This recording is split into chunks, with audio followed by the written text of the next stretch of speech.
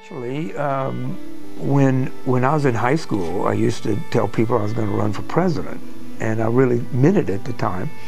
Of course, my father was a long-time public servant, served 26 years as district attorney in Jeff Davis Parish, and served 9 years as judge. And my brother was on the school board for 12 years, and my sister was on the State Central Committee of the Republican Party, as I was as well. So, yes, I mean, our family has been involved in politics for a long time.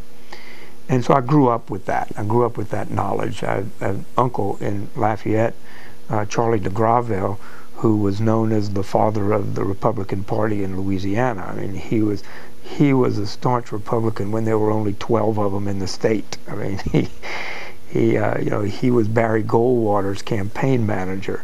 So I grew up with those influences. So it wasn't a great stretch for me to get into politics. I guess I didn't imagine running for mayor when I did, but I didn't hate it too much because I ran 3 more times.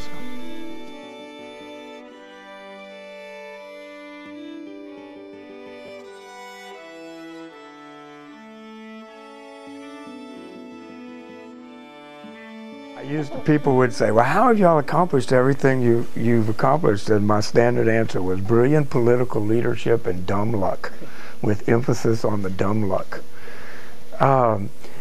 Well, the economy in general really began to improve in 1989. You can look back at the state records and local records.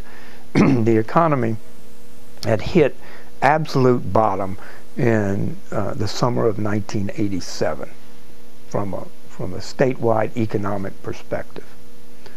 It began to improve, very slowly as our state recovered from the shock of the oil bust, and there were estimates that during that period of time, Jeff Davis Parish had unemployment as high as 25%. So we had a long way to come back from. But our finances had improved enough that we were able to return the employees to a 40-hour work week within, I believe, 6 months after I became mayor.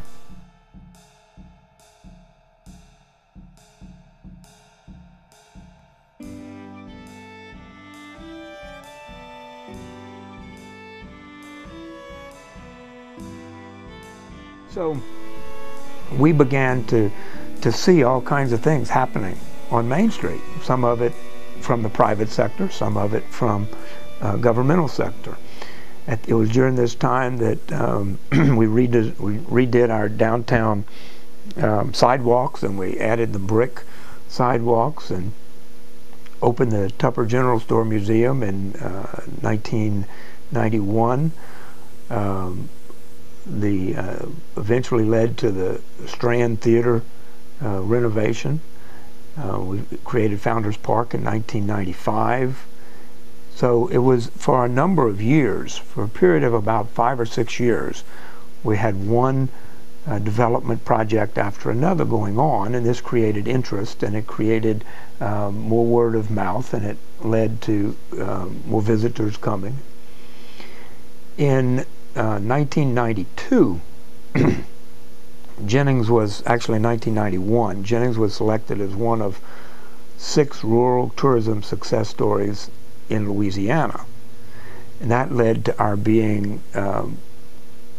receiving national attention, and Jennings was selected as one of 3 rural tourism success stories in the United States by the National Office of Tourism. I guess the thing that I miss the most is the opportunity to engage with such a diverse group of people and entities. And the wonderful thing about the mayor's position in a small town is that you're really involved in everything.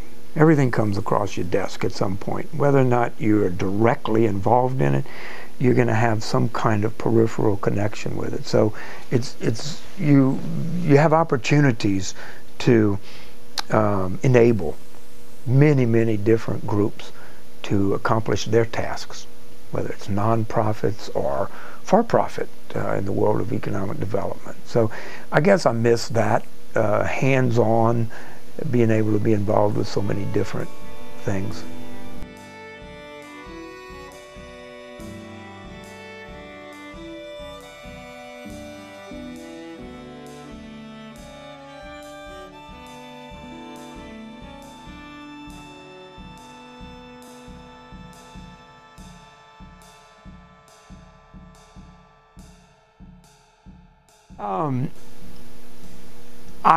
I would certainly not rule out the possibility of my running again for some political office sometime in the future, but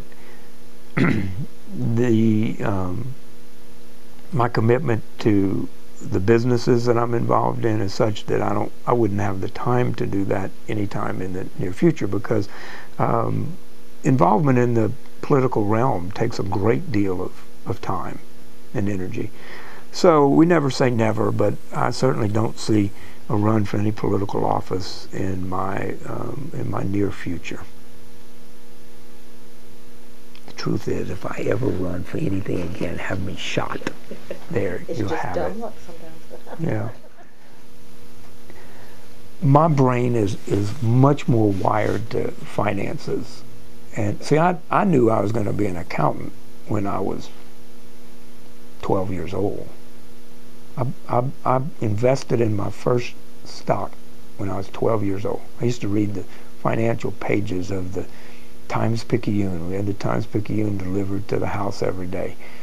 And that was New Orleans. You're familiar with it, I know. And I would pore over the financial pages. My father thought I was weird. And I bugged him so much about how I had a total of like $30, but I wanted to invest. And he actually took me out of school one day and brought me to a stockbroker's office in Lake Charles. And the stockbroker showed me all the stuff. We watched the ticker tape, and I never have forgotten that. I mean, he sat me down and he said, "Now, what would you like to invest in?" And I already had picked out the company, American Research. And I said, I'm ready to invest. And he said, "And how much do you have to invest?" And I said, $34. And I remember his face just went, "Oh my goodness, I've wasted I've wasted 2 hours. My commission's going to be 52 cents on this sale." But he was very polite and he was very nice. And he treated me just like I was a little Rockefeller with my $34. So did the investment ever? Yeah, we made money on it.